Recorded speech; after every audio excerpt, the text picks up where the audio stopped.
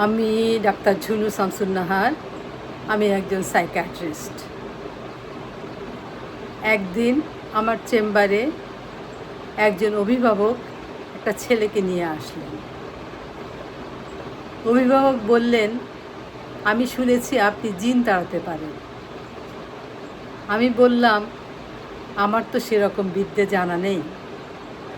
তিনি বললেন, আমার গ্রামের একটা ছেলেকে জিনে ধরেছিল এবং আপনি তাকে সারিয়ে তুলেছিলেন। আমি বললাম, আপনার ছেলের সমস্যা কী? তিনি তখন বিস্তারিতভাবে সমস্যাগুলো বললেন।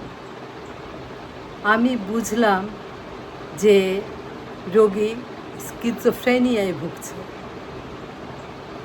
আমি তখন অভিভাবককে বললাম, আপনার ছেলের এই সমস্যা আমাদের ওষুধে অনেকটাই ভালো হবে আশা করছি। এই রোগের বিজ্ঞানসম্মত চিকিৎসা রয়েছে।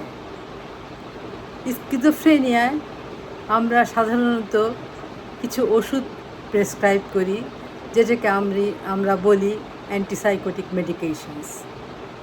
এবং এই অ্যান্টিসাইকোটিক মেডিকেশনস মানেই যে তাকে ঘুম পাড়িয়ে রাখা তা কিন্তু নয়। অনেক অ্যান্টিসাইকোটিক মেডিকেশনস আছে যেগুলোতে ঘুম কম হয় এবং ওজন বৃদ্ধিও অনেক কম হয়। আবার অনেকগুলো আছে যেখানে ওজন বৃদ্ধি বেশি হয়, আবার নানা রকম সাইড এফেক্টও দেখা দেয়। তবে আমরা রোগের জন্য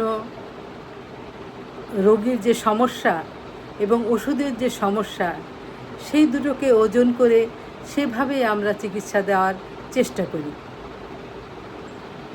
স্বল্প মাত্রার ওষুধে যদি ভালো হয়ে যায় তাহলে আমরা সেটাই প্রেফার করি এবং একটি মাত্র ড্রাগ দিয়ে আমরা প্রথমে চেষ্টা করি।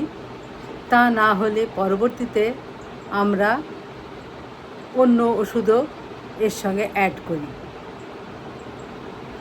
রোগী এবং তার অভিভাবক যদি আমাদের কাছে নিয়মিত আসে, নিয়মিত ওষুধ সেবন করে, তাহলে সে কর্মক্ষম হয়, ফাংশনাল হয় এবং সে জীবনে চলার পথে নিজেকে মেলে ধরতে পারে। তবে চিকিৎসা দীর্ঘমেয়াদী, মোটামুটি 1 বছর, 2 বছর, 3 বছরও লেগে থাকতে হতে পারে চিকিৎসায়। আমাদের অনেক স্কিজোফ্রেনিয়া রোগী চিকিৎসায় কন্ট্রোলে আছে, নিয়ন্ত্রণ করা সম্ভব হচ্ছে রোগ, এবং তারা তাদের বিভিন্ন পেশায় সফলভাবে কাজ করতে পারছে। আজ এইটুকুই। অনেক ধন্যবাদ। আবার দেখা হবে।